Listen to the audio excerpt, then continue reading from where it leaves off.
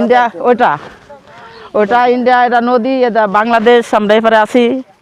এটা দেশে প্রায় নিকটে, অথচ এখন পর্যন্ত দেখা করেননি। হ্যাঁ, কাঁটাতারের বেড়া ওই যে বিএসএফের সামনে, একদম সামনে দেখা যাচ্ছে কাঁটাতারের বেড়া, এখানে নিকটে। ওদিকে যাইতেই দেয়নি এদের, বাঙালিদের। যাদেরকে পুশিং করা হয়েছিল তারা কোথায়?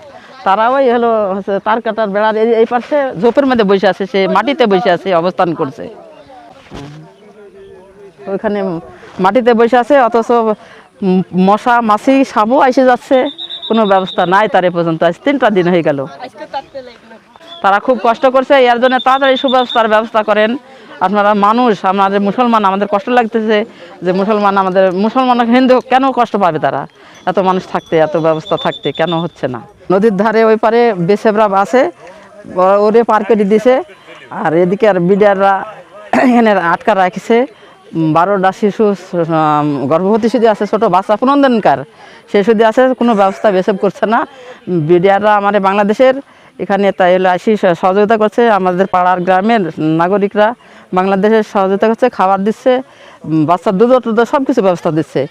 হলো বেসেবরা এ পর্যন্ত আসেনি, পোষায়নি এখানে। 12 জন শিশু, মা ও গর্ভবতী আছে, এদের হলো কোনো ব্যবস্থা হচ্ছে না।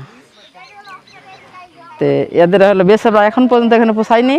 আমাদের বাংলাদেশের বিডিআর আরও হচ্ছে তাই গ্রামের যুবক ছেলেরা আছে, মেয়েরা আছে, সব সহযোগিতা করছে। পানি ওরকম বোতলে পানি, খাবার সব ব্যবস্থা করছে, অথচ বেসেব এখনও পর্যন্ত পোষায়নি।